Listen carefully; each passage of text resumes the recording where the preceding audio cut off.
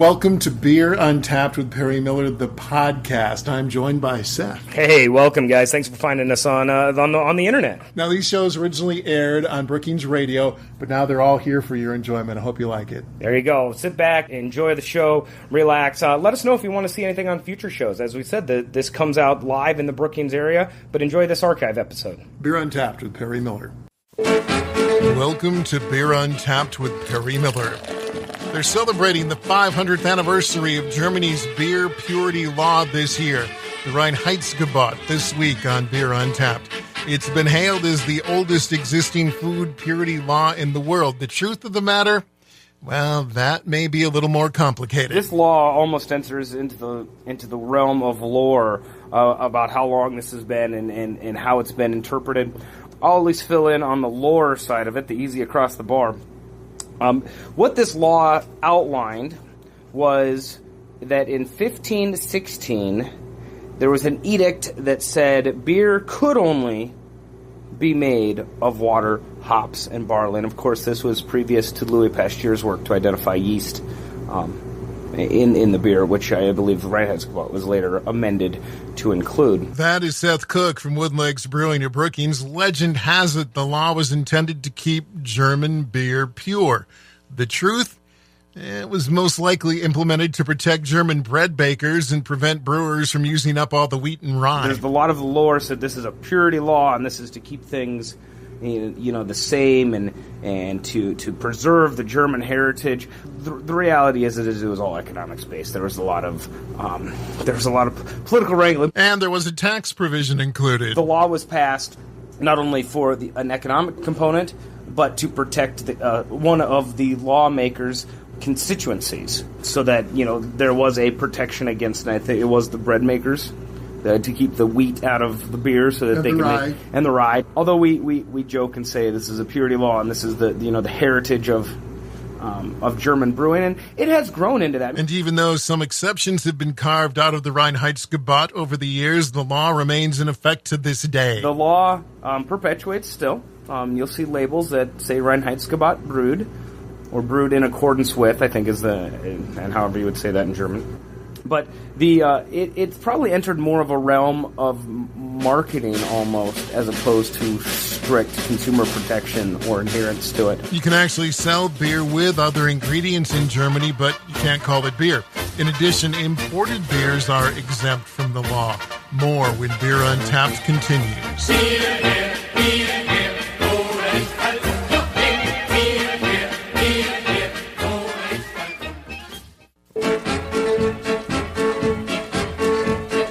Welcome back to Beer Untapped with Perry Miller as we talk Reinheitsgebot, the German law that says beer can only be made from water, barley, hops, and yeast.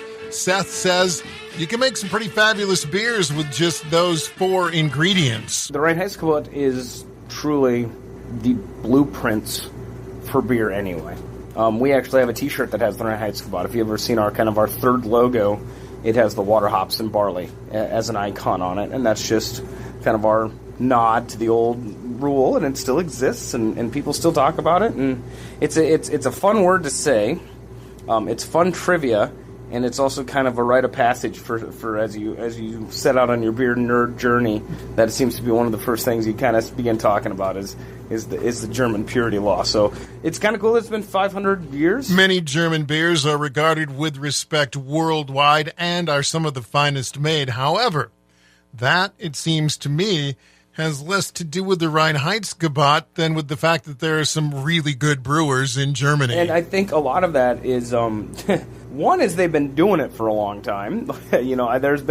I'm sure there's been poor German breweries that have come and gone, and the breweries that still exist. There's some god-awful German beers, too. I mean, let's be honest. There's some terrible German beers. Just like any place else. Any place else. The Germans' adherence to convention and strict tolerances that they brew to is really quite breathtaking. The German engineering and the German commitment to quality on their beers is outstanding. However, some brewers in Germany are not thrilled with the law, saying it stifles creativity and the ability to grow an American-style craft beer movement. Some breweries in Germany that continue to strictly and religiously adhere to this.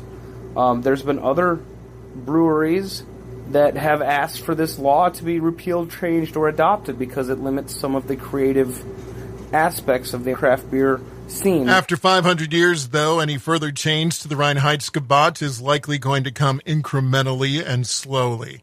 Let's turn now to Brookings Liquor Store, our beer guide, Drew Eklund, and what's new on tap for your growler-filling pleasure? From Grand Teton, it's Trout Hop Black IPA, 20 cents an ounce. This beer clocks in at over 100 IBUs, which is a lot, which made me think that it would be overwhelmingly bitter, but not so. In fact, I think the balance is slightly skewed towards the malty side.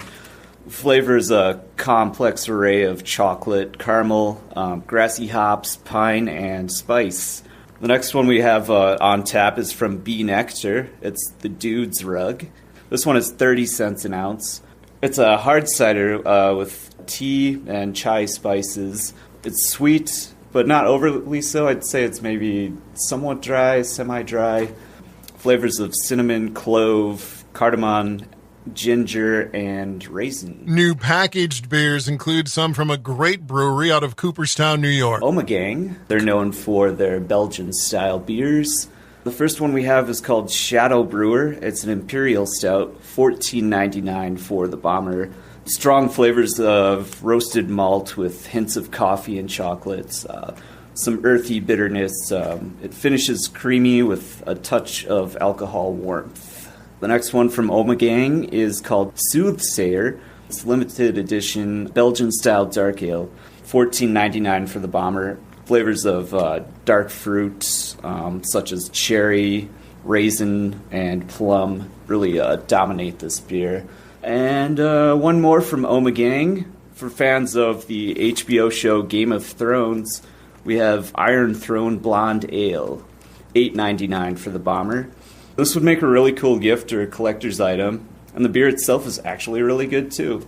This is actually a really good blonde ale. And Surly is coming to town. Don't miss the Surly tasting event at Brookings Liquor Store. It's Thursday, May 5th, 2 to 4 p.m. And they're fabulous beers. Finally this week, another LAN party at Wooden Legs. Bring your laptops. Bring your full-size PCs. It's a little different.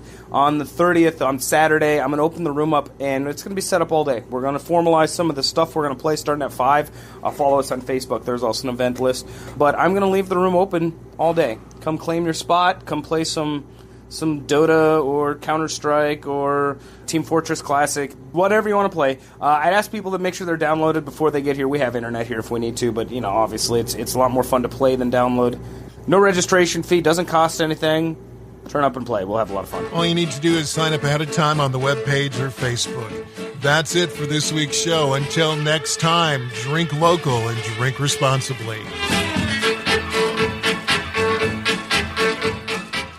Thank you for listening to this archived edition of Beer Untapped with Perry Miller. Feel free to listen to other episodes, and if there's anything you'd like us to talk about on a future show, please let us know. Thanks again.